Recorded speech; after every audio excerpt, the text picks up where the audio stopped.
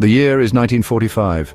The guns of World War II have fallen silent and Britain stands at a crossroads.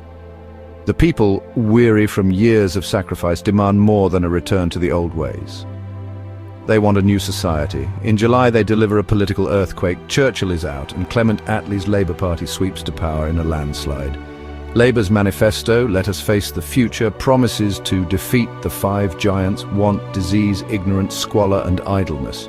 For working-class families and trade unions, this is the moment they've fought for, a chance to build a fairer Britain. The unions, the backbone of Labour's victory, expect real influence in shaping the new nation. This partnership is more than political, it's a shared vision of a new Jerusalem, a just society for all. The plan: take control of key industries and create a welfare state to protect citizens from cradle to grave. For the unions, it's the culmination of a century of struggle, a chance to build a society worthy of its working people. The stage is set for a radical transformation, with unions and government united in purpose.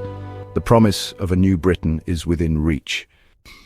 With a huge majority, Attlee's government moves fast, nationalising the Bank of England, coal, railways, electricity, and more.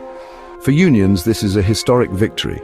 The industries that shaped working-class life are now in public hands. Nationalisation means fair wages, safer conditions, and secure jobs, no longer dictated by private profit. Union leaders are brought into the heart of decision-making, appointed to boards of nationalised industries. For the first time, they help run the very enterprises they once battled from the outside. This is tripartism: government, employers and unions working together to plan the economy and ensure industrial peace. The Trades Union Congress becomes a key advisor to government, shaping policy at the highest level. The unions are no longer outsiders. They are partners in building a new economic order. Their influence is at its peak, woven into the fabric of the state. The dream of a socialist commonwealth seems closer than ever, but with power comes new responsibilities and new challenges. The partnership between unions and government is about to be tested. Alongside nationalisation, Labour launches its boldest project, the welfare state. Inspired by the Beveridge Report, the government sets out to protect every citizen from hardship. The crown jewel is the National Health Service, free healthcare for all, regardless of wealth. For unions, the NHS is a sacred achievement, ending the fear of illness and poverty. The National Insurance Act brings unemployment benefits, sickness pay and pensions a safety net from cradle to grave. Family allowances and a massive house-building program tackle poverty and squalor head-on. For working people, these reforms are the long-awaited reward for sacrifice and struggle. The state is now an active partner in people's lives, offering security and dignity. The welfare state becomes a cornerstone of British identity. The promise of a fairer society is finally being realised.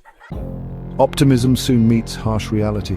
Britain is broke, its economy battered by war. The winter of 1946-47 brings crisis. Snow and ice paralyze transport, coal can't reach power stations and factories shut down. The government imposes austerity. Rationing continues, imports are cut and wage controls are introduced.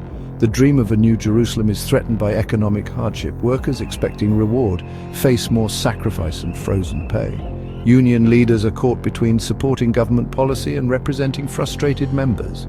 The partnership forged in hope is strained by the demands of recovery. The limits of post-war idealism are exposed. The unions must navigate a new era of compromise and challenge. The struggle for a better Britain is far from over. Austerity puts union leaders in a bind. They urge wage restraint for the nation's good, but workers feel the pinch. Many see rising prices and stagnant wages, leading to unofficial strikes across key industries. The Labour government, once the workers' champion, cracks down on strikers, even deploying troops to keep the country running. The alliance between unions and government is under strain.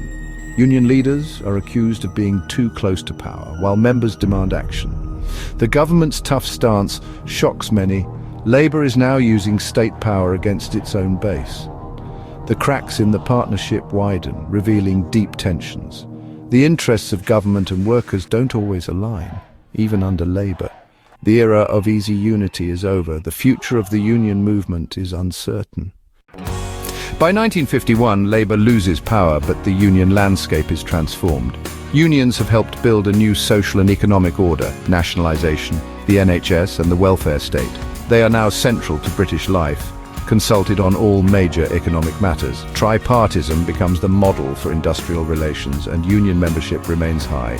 Yet the seeds of future conflict are sown: tensions between leaders and members, and the challenge of balancing wage demands with inflation.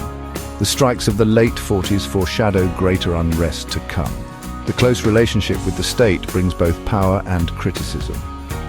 The Attlee years set the stage for decades of debate over the union's role. The legacy of this era continues to shape Britain's political landscape.